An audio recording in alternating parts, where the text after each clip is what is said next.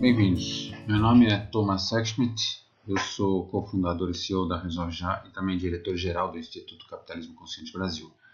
Hoje nós vamos falar de capitalismo consciente. Antes de começar, eu queria me apresentar. Meu nome novamente é Thomas, eu sou um ex-produtor rural, engenheiro pela Escola Politécnica da USP, tenho um MBA executivo pela Business School São Paulo, diplomado em Agricultura Ecológica pelo Instituto Latino-Americano de Ciências e agronegócio em Harvard. Eu tenho 3 patentes na área de rastreabilidade, sou coautor desses 3 livros, que foi o meu startup anterior. Antes disso, eu trabalhei em mais de 20 países, em consultoria e indústria, e hoje, como eu falei, sou cofundador da empresa Resolve Já, Catena Food Chain, Paripasso, Clamarve, conselheiro da GS1, Brasil e Filipelli Consultoria. Nos últimos 10 anos eu ganhei vários prêmios na área de empreendedorismo, empresa sustentável, segurança do alimento, e hoje, como CEO também da Resolve Já, estou lançando uma série de outros livros, coautor do livro de arbitragem online. Voltando para o nosso tema capitalismo, eu gostaria de deixar bem claro, eu sou capitalista, acredito no lucro, e para a gente ter uma ideia da importância do lucro para a sociedade hoje, eu queria fazer um exercício com todos que estão aqui assistindo, que imaginar que a partir de amanhã nenhuma empresa do mundo ou do Brasil viesse a dar lucro. Então, a partir do momento que a gente tem lucro zero, a gente tem imposto zero. Então, o governo deixa de arrecadar. A partir do momento que não existe mais lucro, as empresas deixam de investir. Investir em melhoria de produção, investir em inovação, investir em produção, investir em baixar custos. E o governo também vai deixar de investir em infraestrutura.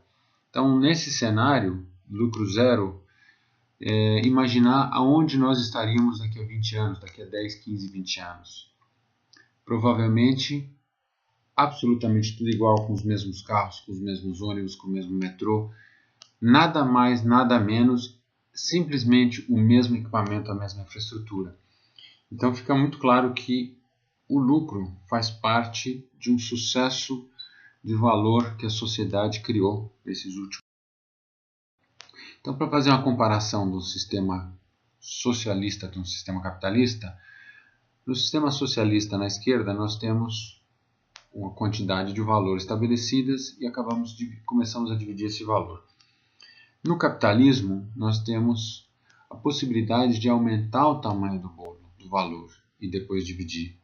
Claro, não estamos discutindo a divisão, estamos discutindo a geração de valor.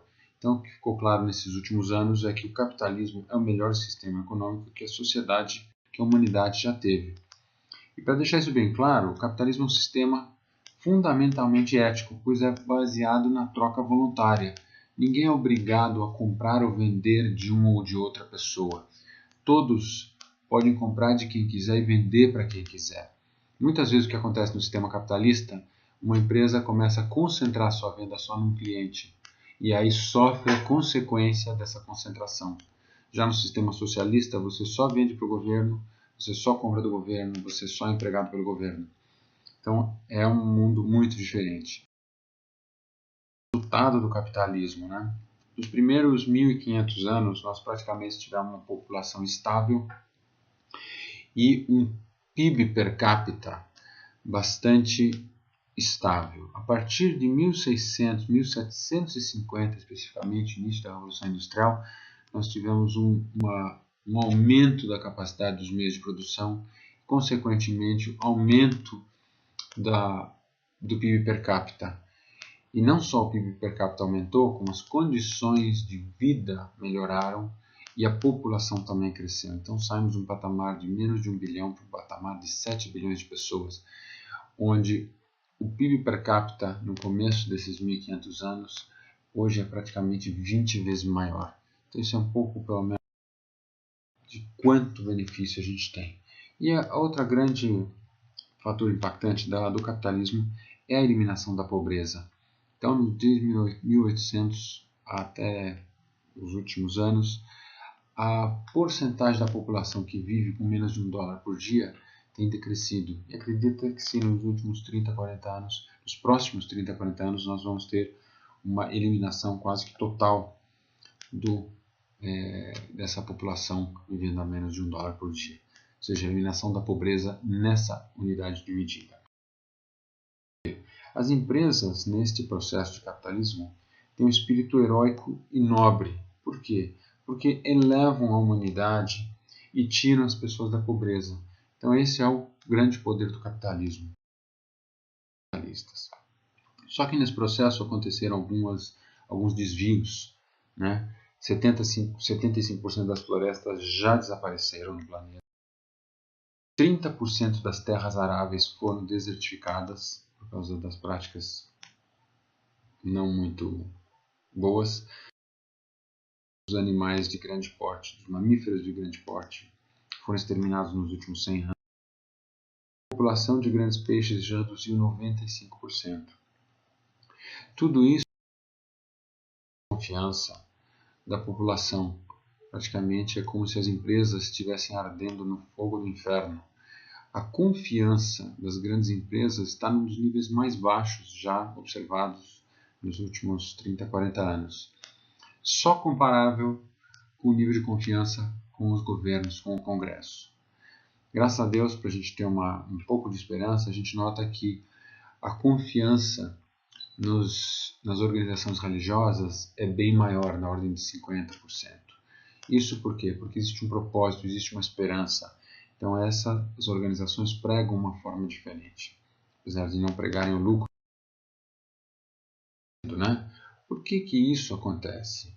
O mundo mudou, as pessoas evoluíram. Só que, por outro lado, as empresas não se adaptaram a essa realidade. Que realidade é essa? Para a gente ter um pouco mais clareza, acho que vou pegar o ano de 89, que é um ano muito importante nessa grande mudança. Foi o ano que caiu o Muro de Berlim.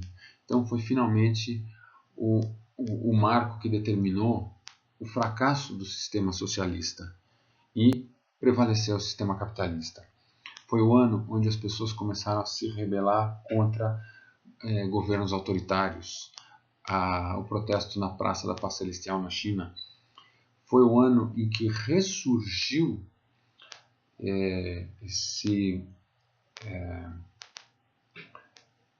o excesso religioso.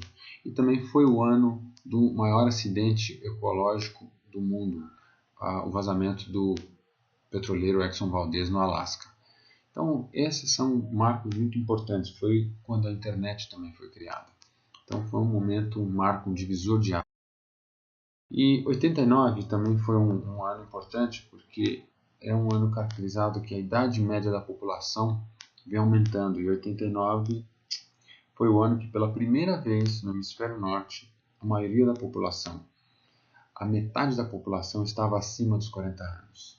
O que significa isso? A idade mediana de uma população é a idade que determina os valores dessa sociedade. Então, os nossos valores estão se tornando valores diferentes, porque a idade mediana da população é maior. Outro fato importante, estamos muito melhor informados.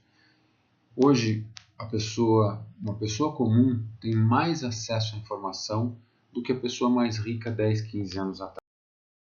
Outro fato importante, estamos muito mais conectados. Hoje existe mais linhas telefônicas do que habitantes do planeta. 10 anos atrás, 50% das pessoas nunca haviam feito uma ligação telefônica. Hoje o Facebook conecta 1 bilhão e 200 milhões de pessoas. E hoje a gente consegue mapear o planeta através dessas conexões do Facebook. Hoje nós temos também o nível mais alto de escolaridade que a humanidade já teve. Isso é um papel muito importante. Isso gera um nível de conhecimento e inteligência muito mais alto. Hoje, pela medição do QI, que é normalizada a cada 10 anos, a pessoa média, abaixo da média hoje, 100 anos atrás, seria considerada um gênio pela quantidade de informação e aprendizado que a pessoa tem. Estamos muito mais conscientes, muito mais atentos ao que nos cerca, entendemos melhor as consequências dos nossos atos, temos maior compromisso com a verdade, tem maior discernimento entre certo e errado, rejeitamos muito mais a violência, somos muito mais inclusivos e buscamos muito mais harmonia com a natureza. Tudo demonstra que a forma que a gente olhava as soluções, a vida, não serve mais para agir e pensar no presente. Nosso planeta está mudando. Então, como é que os nossos negócios vão florescer nessa nova realidade? Uma realidade muito diferente da realidade do passado. Vou começar trabalhando um pouco com o exemplo do Whole Foods. O Whole Foods é um varejo e a coisa mais importante que o Whole Foods tem na empresa é o que eles chamam de declaração de interdependência. É onde eles reconhecem que o sucesso deles vai ser limitado pelo sucesso dos atores da cadeia produtiva deles, dos stakeholders, não shareholder, não só acionista, mas o sucesso do cliente, do fornecedor, do colaborador e assim por diante, e da comunidade. Então, essa declaração de interdependência é fundamental. Isso mostra a preocupação de reconhecer que a empresa não é isolada no mundo, ela depende de todos esses elementos ao seu redor. Dentro dessa ideia de interdependência, o que o Whole Foods tem de tão diferente como prática? O que vem acontecendo nessa empresa? Hoje eles gastam 80% menos em marketing do que a média de mercado. 93% das ações estão na mão de não executivos. Existe um limite salarial de 1 para 19. O salário mais baixo é 19 vezes menor do que o salário mais alto. Em comparação na indústria automobilística, essa diferença é 400 vezes maior. Existe uma transparência de salarial, 100%, todo mundo sabe o salário de todo mundo. Eles têm um propósito que vai além do lucro, né? É a tal da declaração da interdependência. E, como consequência de tudo isso, essas ações subiram 1.800% nos últimos 10 anos. Então mostra que todo esse trabalho de propósito, de reconhecimento de interdependência, gera um resultado financeiro muito superior. Essas histórias são tão fascinantes que o Whole Foods, logo que lançou, no segundo e terceiro ano, uma grande loja em Austin, eles passaram pela maior enchente dos últimos 100 anos. E praticamente quando abriram a loja perderam tudo. Os consumidores vieram ajudar a limpar a loja.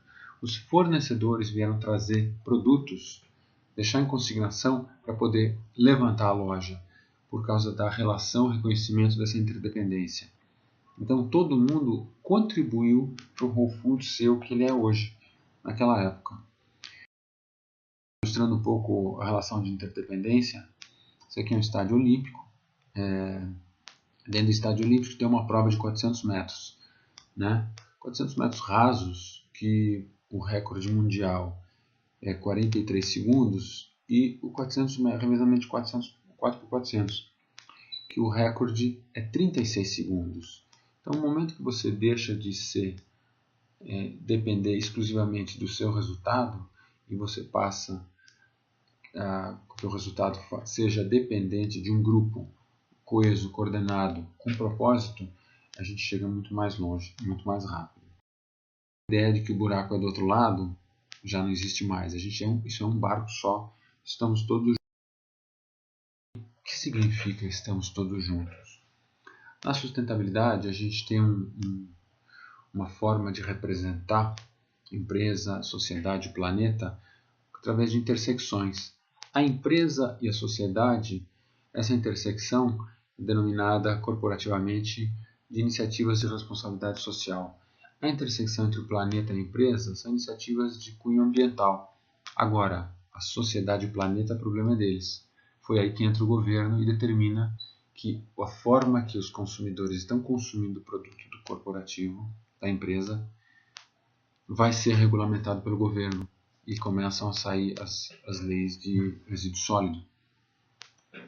Então essa é a visão tradicional. A visão holística desse sistema, nós somos um planeta, somos um ambiente só. A comunidade está inserida 100% deste planeta. Hoje não temos ninguém ainda vivendo na Lua, em Marte e em outros planetas.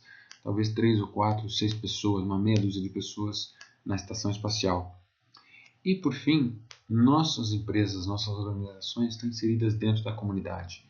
Então, ou a gente olha isso de uma maneira holística, ou senão a gente vai continuar gerando os problemas que a gente tem visto anteriormente, que o capitalismo não conseguiu resolver. Então, dentro desse princípio, o que a gente prega? A gente prega um propósito maior. O capitalismo consciente necessita de um propósito maior. O lucro é consequência da realização desse propósito. Uma preocupação, um foco com os atores, os stakeholders, uma orientação para os atores. A orientação não é exclusiva para a empresa ou para o acionista, mas para todos os atores dessa comunidade, inclusive o meio ambiente. A partir daí, outro elemento importante é a liderança consciente. O capitalismo consciente não é um movimento revolucionário, é um movimento de cima para baixo. Quem assina a conta, quem paga, quem emite o cheque, quem toma a decisão.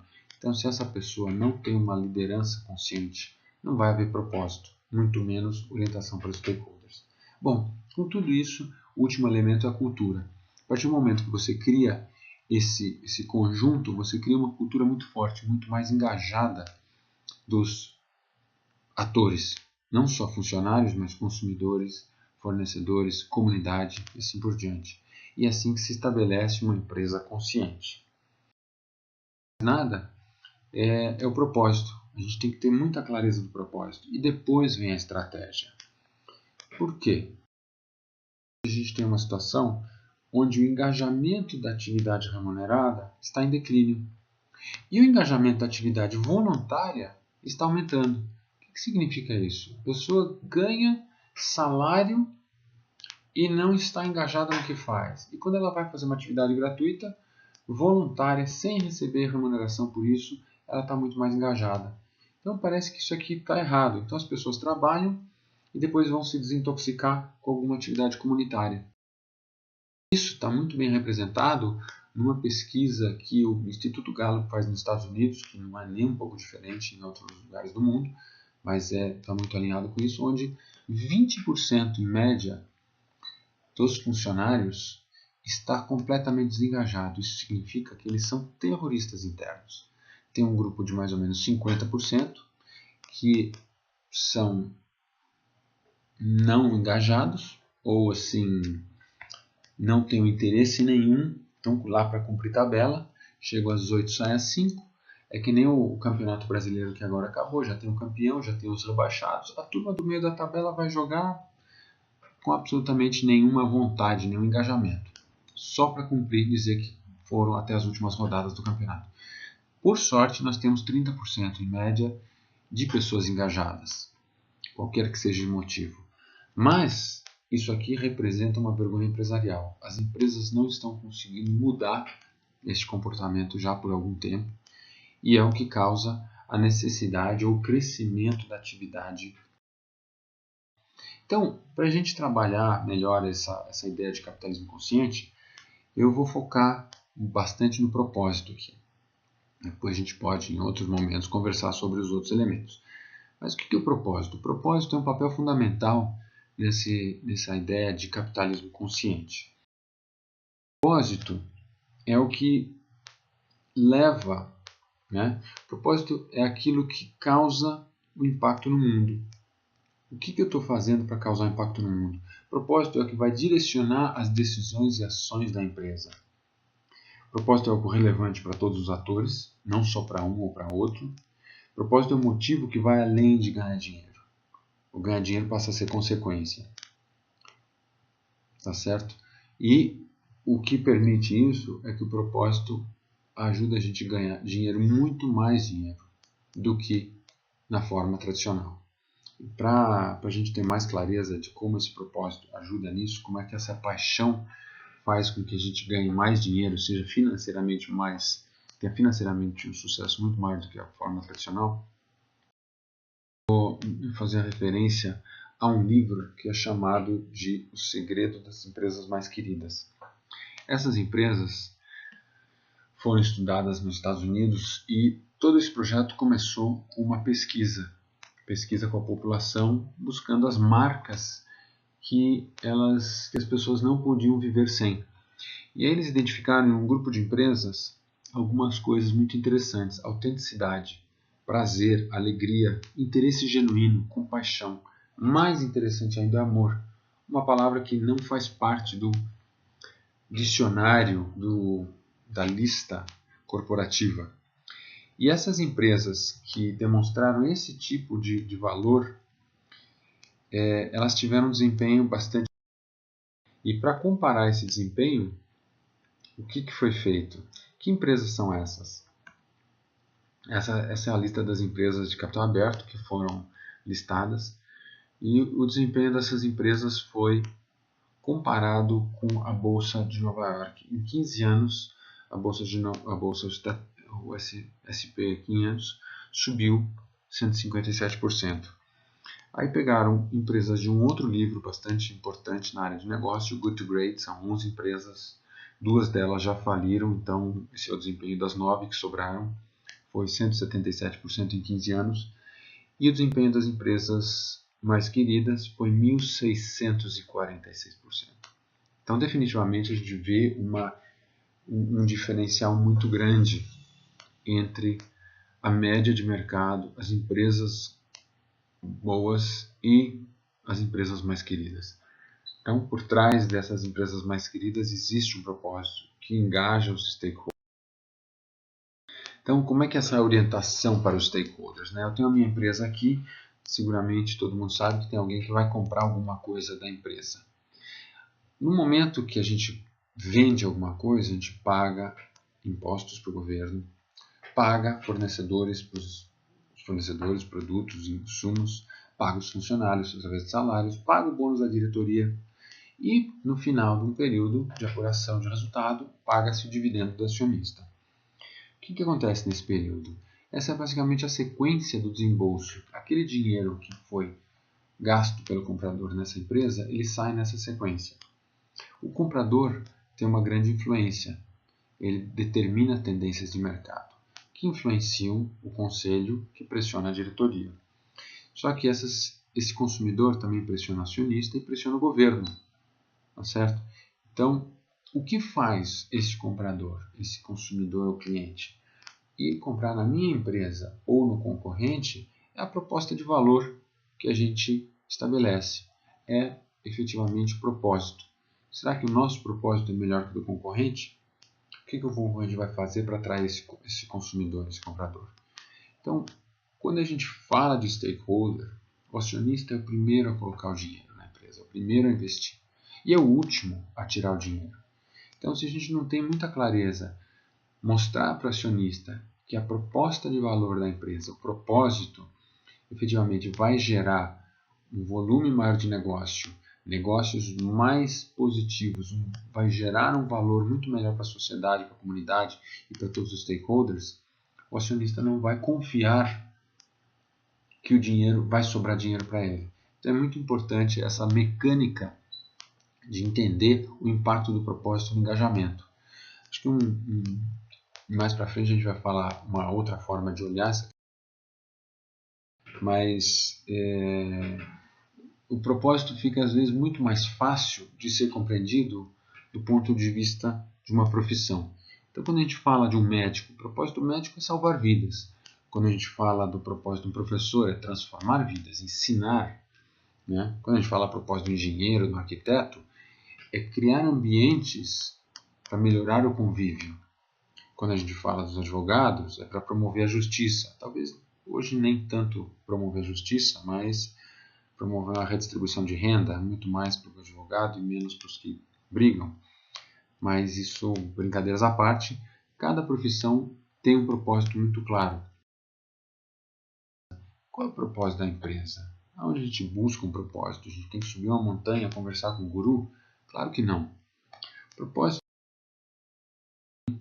da intenção do fundador, da intenção do empreendedor. Ninguém começa um negócio para ganhar dinheiro. Vou vender água na copa. As pessoas vão estar com sede, o calor está infernal. Não, eu vou criar um valor diferenciado. Eu vou aproveitar de uma lacuna no mercado, um serviço que não está do meu agrado e eu acredito que eu possa oferecer ou criar um serviço melhor. Então o propósito vem daí. O propósito vem de quem cria.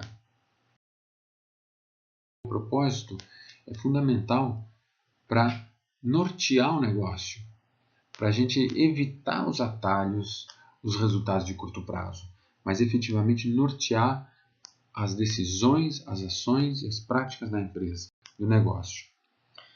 Para falar um pouco de propósito, acho que tem um propósito muito bacana que é da Southwest Airlines. Southwest Airlines é uma empresa de uma empresa de voos econômicos, né? Antes da Southwest Airlines, 15% da população mundial, da população dos Estados Unidos voava de avião, já tinha voado de avião, e depois que a Southwest Airlines iniciou e cresceu, hoje 95% da população dos Estados Unidos já voa de avião. E o propósito deles é a liberdade de voar. Só que nem todo mundo voa dentro da Southwest Airlines. Então, o que eles fizeram? Eles traduziram essa ideia de liberdade nos diversos departamentos e setores da empresa. E para exemplificar isso, eu vou pegar a liberdade de nomenclatura. Como é que funciona essa liberdade de nomenclatura, né? Em vez do comissário fazer aquele anúncio, lendo aquele anúncio absolutamente chato, que ninguém mais presta atenção dentro do avião, o anúncio de segurança, eles têm a liberdade de contar uma história no meio do anúncio. Então, quando as máscaras de oxigênio, por despressurização, vão cair as máscaras de oxigênio, coloca a máscara primeiro em você e depois no seu filho preferido, e depois no outro. Porque, claro, todo mundo sabe que todo mundo tem um filho preferido. A sua mãe tem um filho preferido e você sabe quem que é. Então, com uma brincadeira dessa, você chama atenção, você engaja, você muda a percepção para uma coisa muito mais harmoniosa do que uma coisa mecânica falada automaticamente. É tão mecânico que alguns aviões têm esses anúncios eletrônicos e pré-gravados. Há uns anos atrás, a indústria de aviação nos Estados Unidos passou por uma grave crise, onde praticamente todas as empresas aéreas americanas entraram em concordata. E a única empresa que nunca entrou em concordata foi a Southwest Airlines. E 2, 3 anos atrás, as empresas aéreas começaram a cobrar por mala despachada. Então você paga mais $50 para despachar uma mala, mais 25 para despachar a segunda e assim por diante. Então, em média, você gasta uns $100 por viagem a mais cobrando mala. Como era de se imaginar, como era de se esperar, a Southwest contratou um consultor, uma consultoria cara, e os consultores recomendaram que eles também começassem a cobrar por malas. E nessa época, foi uma grande discussão, porque o propósito deles era dar liberdade das pessoas de um ponto ao outro de forma com pontualidade, com confiabilidade e não vendendo outros serviços. Eles não vendem entretenimento, lanches, refeições a bordo. Então o que eles decidiram fazer foi uma campanha que na Southwest Airlines suas malas viajam de graça. E junto dessa campanha mostraram como as malas efetivamente eram cuidadas e tratadas, entrevistando e mostrando como as malas vão de um lado para o outro. Isso melhorou a percepção do público em relação ao manejo das malas dentro na Southwest Airlines e aumentou as vendas em mais de $1 bilhão no ano que eles lançaram essa campanha. Então, enquanto as outras companhias aéreas estavam perdendo voo, perdendo passageiro, perdendo faturamento, a Southwest Airlines aumentou o faturamento. Bom, isso é um exemplo forte de propósito e como você toma as decisões baseadas no seu propósito, né? É importante sempre manter o foco, o propósito. Vou dar um outro exemplo aqui de um propósito de uma rede de hotéis. Então, quando você começa a ler aquelas coisas fantásticas que os consultores escrevem, essa rede de hotéis se propunha ao seguinte propósito: nós sucedemos apenas quando alcançamos e superamos as expectativas dos nossos clientes, proprietários e acionistas. Nós temos uma paixão por excelência e iremos trabalhar mais altos padrões de integridade e justiça e aí por diante. Na metade disso você já nem lembra mais o que é o primeiro, onde que você começou e onde você vai acabar. Então, fundamentalmente, quando a gente olha um propósito desse tamanho, isso aí não vai engajar ninguém, porque ninguém nem vai lembrar da primeira parte quando chegar no meio. E uma outra rede de hotéis, uma rede bastante importante, com muito sucesso, com nível de atenção ao cliente e resposta da qualidade do serviço, tem uma frase que estabelece: somos hospitaleiros. Quando você fala de hospitalidade, você fala de expectativa, de superar, de trabalhar com paixão, com excelência. Você fala de tudo isso. Para você ser hospitaleiro, você tem que ter isso. Para você ser hospitaleiro, você vai tentar superar as expectativas do cliente, do proprietário, do acionista, de todos os atores, todos os stakeholders. Então isso é importante quando a gente fala de propósito. E aí, claro, deve vir propósito, missão, visão. Como é que a gente diferencia essas coisas? E aqui eu quero deixar um pouco mais verbalizado isso. Propósito define a que alguém está tentando fazer no mundo. A diferença que alguém está tentando fazer no mundo. Olha que beleza. Esqueci uma palavra aqui. Então, o propósito é a diferença que alguém está tentando fazer no mundo. A missão define a estratégia que alguém deve adotar para realizar aquele propósito. E a visão é o estado no qual vai se encontrar o mundo uma vez que aquele propósito tenha sido atingido, tenha sido realizado. Então, se a gente olhar no nosso negócio, no que a gente faz e determinar essa forma de comunicação, com certeza o propósito vai ter que ser alguma coisa muito forte para engajar os stakeholders. E assim a gente garante um sucesso muito maior. E através do propósito, a gente determinar as nossas ações e nossas decisões, nortear as nossas decisões, certo? Eu vou me valer aqui de uma frase de um livro de um amigo meu: não é o que a gente vende, mas é o que a gente representa.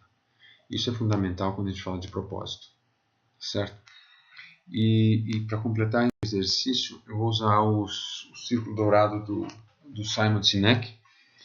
Muita gente sabe o que tem que ser feito. Então, vamos pegar um exemplo de uma faxineira. Preciso fazer uma limpeza, vou contratar uma faxineira. O que ela vem fazer? A limpeza. Como que ela vem fazer? Bom, ela pode fazer com detergente, com alvejante, com algum outro produto químico, simplesmente com água. Mas a grande diferença é por que ela vai fazer aquela atividade e como ela vai fazer. Então, se a gente está contratando uma faxineira para um hospital, para uma casa, para uma escola, são propósitos muito diferentes. Então, uma faxineira numa escola, num hospital, ele não está lá para fazer a limpeza. Fazer o que é a limpeza? Está lá para salvar vidas, assim como os médicos. Porque uma falha na limpeza pode causar uma infecção hospitalar e assim por diante. Então é muito importante entender o que a gente quer, mas a gente só vai conseguir engajamento quando as pessoas souberem por que elas estão fazendo o que elas fazem. Mais uma vez exemplificando esse conceito, MP3 player, né? A gente tem várias alternativas, vários modelos, várias formas. O que é um tocador de música digital? Como a gente faz isso? Com alta tecnologia. A gente vê 3 produtos aqui bastante diferentes. E claro, um que a gente ainda reconhece é o da direita, um iPod. Por que os outros sumiram? Por que os outros ainda não existem mais? Porque o que esses produtos não tinham era o porquê. Para o consumidor era mudar o status quo, que traduzido para a cadeia produtiva, a mensagem era muito clara: o homem não deve se submeter à máquina. Então isso levou com que a cadeia produtiva inteira se engajasse nessa mensagem da Apple, que o homem não deveria se submeter à máquina, e com isso a gente sabe o sucesso que o iPod fez até hoje. Claro, hoje a gente tem todos os celulares tocam MP3, então não faz muito mais sentido, mas esse produto surgiu com essa intenção. Então, se a gente der um passo para uma coisa mais prática, qual que é o nosso propósito? Eu acho que esse é um exercício que todo mundo devia parar e fazer. O que a gente vai ter como propósito para inspirar e engajar os colaboradores? As pessoas como é que eu vou atrair talentos e vou manter eles trabalhando engajados? Quais são as coisas que eu vou precisar trazer como propósito para manter as pessoas acreditando no meu negócio? Então esse exercício aqui, acho que é um exercício bacana para vocês fazerem uma pausa nessa apresentação e tentar começar a responder essas perguntas. Compartilhar com alguém ou com quem você está fazendo assistindo esse trabalho, essa palestra, é uma história comovente, relacionada com o seu propósito. Porque são essas histórias que tocam o porquê nas pessoas que vão fazer elas se engajar. Né? Como poderia compartilhar essa história? Como é que a gente traduz essa história de engajamento nos diferentes departamentos da empresa? Outro, que tipo de treinamento os colaboradores podiam receber para vivenciar o propósito? Então é importante, é fundamental as pessoas poderem vivenciar esse propósito. E que tipo de incentivo ou reconhecimento para celebrar aqueles colaboradores que efetivamente vivenciam e praticam o propósito no dia a dia. Tá certo?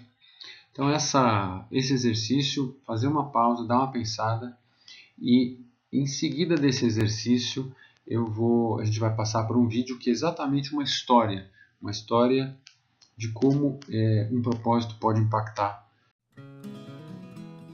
Levou muitos anos até que eu descobrisse o valor de você ter uma empresa com propósito e também repleta de valores. Felizmente, isso foi alguns meses antes de eu comprar a empresa para a qual eu trabalhava. E eu tenho certeza de que a decisão ela tem muito a ver com essa epifânia, de você descobrir que uma empresa com valores e com propósito pode ir muito além. Lá em 2011, nós finalmente descobrimos qual é o nosso real propósito, que é fazer da sua casa o melhor lugar do mundo. Junto com isso, nós também escrevemos muitos dos nossos valores. Entre eles, nós temos seja justo, pessoalize, todos por um. Simplesmente escrever os propósitos e os valores não mudam nada numa empresa. E por isso eu gostaria de contar para vocês uma pequena história do que aconteceu conosco. No último mês de junho, nós tivemos aqui na nossa cidade a terceira maior enchente da história. Milhares de pessoas afetadas. 2 dos nossos funcionários tiveram suas casas cheias de água até o teto. Metade dos nossos funcionários trabalham do outro lado do rio e não poderiam vir ao trabalho. Felizmente, a nossa empresa não foi afetada. Embora isso fosse uma situação muito difícil, foi muito interessante tudo o que aconteceu. Os funcionários que moravam do outro lado do rio vieram trabalhar todos os dias através de um serviço de barco que nós providenciamos. Enquanto muitas outras companhias estavam chamando os seus funcionários para trabalhar durante aquela semana, nós trabalhamos com o nosso time completo durante a semana inteira. Mas o nosso desafio ele era muito maior do que isso, porque na realidade os nossos clientes não sabiam onde nós estávamos e o melhor, não ficaram sabendo que nós estávamos passando por essa situação. E por que não ficaram sabendo? Porque o nosso atendimento não diminuiu absolutamente nada a sua qualidade e nós não tivemos nenhum atraso nas nossas entregas durante aquela semana difícil das nossas vidas. Essa é a parte financeira de você ser uma empresa consciente. Mas claro que existe um outro lado e isso traz muito mais satisfação para nós. A enchente, ela durou uma semana inteira e no sábado muitas pessoas já poderiam voltar para suas casas. Por isso nós reunimos o nosso time e decidimos ajudar inicialmente aqueles 2 funcionários que tinham as suas casas cheias de água durante a semana inteira e nós queríamos ajudar a limpar a casa. Na realidade, aquelas pessoas poderiam voltar para suas casas, mas aquelas casas não eram lares, elas eram apenas tijolos e muitas vezes um amontoado de sujeira. Ajudando essas pessoas, primeiro nós começamos com esses 2 funcionários e como nós tivemos uma participação intensa da nossa equipe, foi muito rápido limpar essas 2 casas. Depois de limpar essas 2 casas, os nossos funcionários viram que eles poderiam ajudar mais pessoas. E só naquele final de semana foram mais de 20 famílias que foram ajudadas com as suas casas sendo limpas, por pessoas que elas nem conheciam. Naquele mesmo final de semana, nós distribuímos mais de 700 lanches para o almoço daquelas pessoas que estavam o dia inteiro limpando as suas casas e não tinham um lugar limpo para comer. Foi uma experiência fantástica e nessas horas você descobre que a nossa grande missão é fazer da sua casa o melhor lugar do mundo. Mas ninguém falou que isso se refere só aos nossos clientes.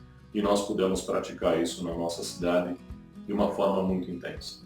Foram 2 dias, o sábado e o domingo, trabalhando muito para limpar muitas casas, para distribuir muitos lanches. E aí você pode estar se perguntando o que aconteceu na segunda.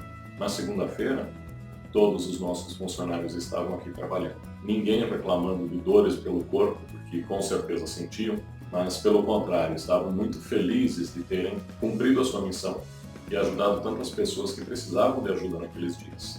O mais interessante é de que nós temos um índice de satisfação dos clientes chamado NPS e em maio ele foi de 81%.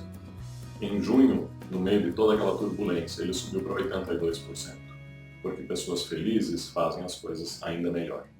E ainda tem um lance muito curioso. 2 semanas depois de acontecer tudo isso, os nossos funcionários resolveram fazer um vídeo expressando o sentimento deles. Eu finalizo deixando esse vídeo com vocês. Um abraço.